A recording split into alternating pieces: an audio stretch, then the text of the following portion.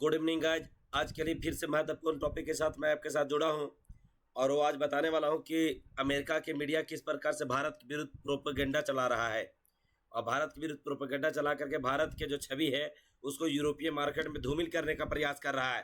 Guys Bharat जो काम नहीं भी कर रहा है उसके लिए भी भारत को जिम्मेदार बनाने का प्रयास कर रहा है। गाइज यदि मैं बात करूँ आपको रूस की, तो रूस और यूक्रेन के बीच में जब वार हुआ तो रूस के ऊपर बहुत सारे सैंक्शन लगाए गए जो कि अमेरिका के द्वारा लगाए गए और अमेरिका के साथ देने वाले यूरोपीय कंट्री थे।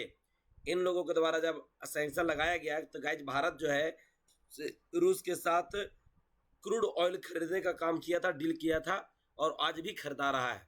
बट फिलहाल ये हुआ है कि अमेरिका के मीडिया ने इस प्रकार से प्रोपेगेंडा फैलाया है कि रूस के ऊपर जो सैंक्शन लगाए गए थे वो फेल कर गया है और फेल किया है उसका कारण है भारत, क्योंकि भारत ने रूस से बहुत ज़्यादा तेल को खरीदा है और रूस ने भारत से बहुत ज़्यादा तेल खरीद के उसको इकोनॉमिक बेनिफिट दिया है।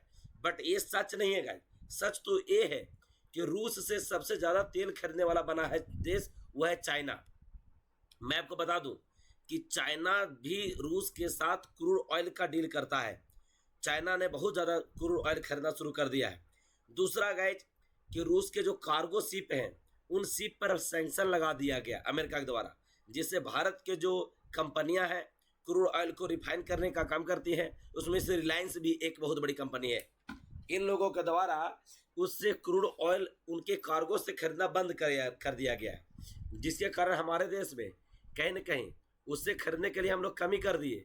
बट वो जो है चाइना खरीद ही रहा है, उसको बेनिफिट मिल ही रहा है। हम लोग इसके बदले अमेरिका से ही खरीदने की शुरुआत कर दिए, तो हम लोग से ज़्यादा चाइना खरीदता है गाइस, इंडिया से ज़्यादा खरीदता है चाइना।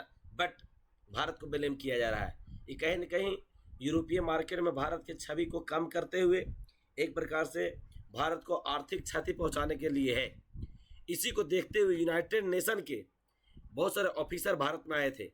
भारत में आकर के उन्होंने एक इसीलिए आए थे कि भारत किस प्रकार से क्रूड ऑयल को खरीदने में कमी करे। बट उन्होंने एक बात कहा गया जो मैं आपको मैप के माध्यम से दिखाने का प्रयास करता हूँ।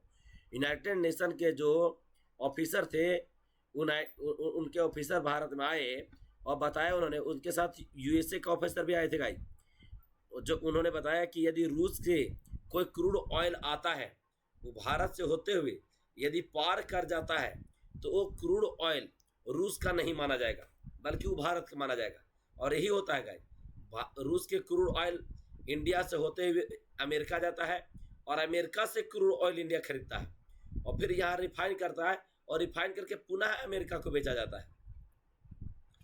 इससे ये हुआ कि क्रूड ऑयल था रियली में रूस का, बट पहुंच गया अमेरिका, अमेरिका से भारत लाया और फिर भारत से इसको रिफाइन करके यहाँ भेज दिया गया। कितने एक प्रकार से कॉम्प्लिकेटेड हो गए हैं।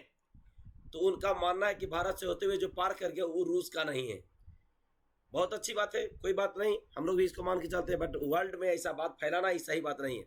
भारत जो है अमेरिका के साथ कह दिया है, क्लियर बात कह दिया है कि रूस से कच्चा तेल खरीदना बंद नहीं करेगा।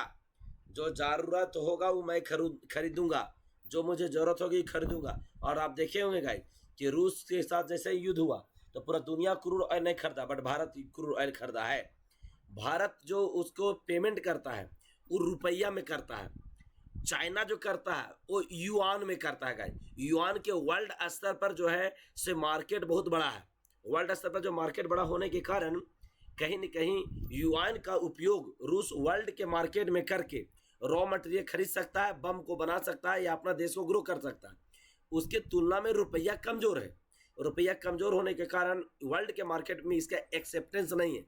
तो प्रैक्टिकल तो ये है कि इंडिया के रुपया रूस गया और रूस जो उसी रुपया को भारत में ही इन्वेस्ट कर दिया, तो वर्ल्ड में तो उसको बेनिफिट मिली ही नहीं।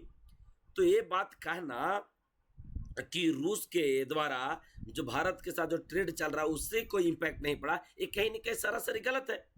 चाइना के द्वारा जो युआन पेमेंट किया उसका प्रयोग कर रहा है रूस। तो भारत के लिए ये बात कहना कि ऐसा है कहीं न कहीं एक प्रकार से प्रोपेगेंडा के बराबर है। एस जयशंकर ने भी इसको बहुत बड़ा रिटेलिएट किए। इनका कहना है कि जयशंकर के द्वारा कह रहे हैं कि अमेरिकन मीडिया भारत के साथ बाइस्ड कर रही है। बाइस्ड मतलब भेदभाव कर रही है गाइस, भेदभाव कर रही है। जो दिखाना चाहिए था वो नहीं दिखा रही है। और जो नहीं दिखाना था वो दिखा रही है। ये सही बात नहीं है और इसीलिए इनको अच्छे से ही कहीं न कहीं जवाब देने की जरूरत है और भारत के फॉरेन मिनिस्टर ने इसको जवाब दिया है। आज के लिए जो महत्वपूर्ण टॉपिक ये जुड़ा हुआ था गाइस, आगे इस पर जो भी डेवलपमेंट होगा, जो भी अपडेट होगा, मैं आपके पास लेकर के जरूर आऊँगा। मेरा वीडियो अच्छा लगता है लाइक कमेंट और शेयर जरूर करें। Thank you guys.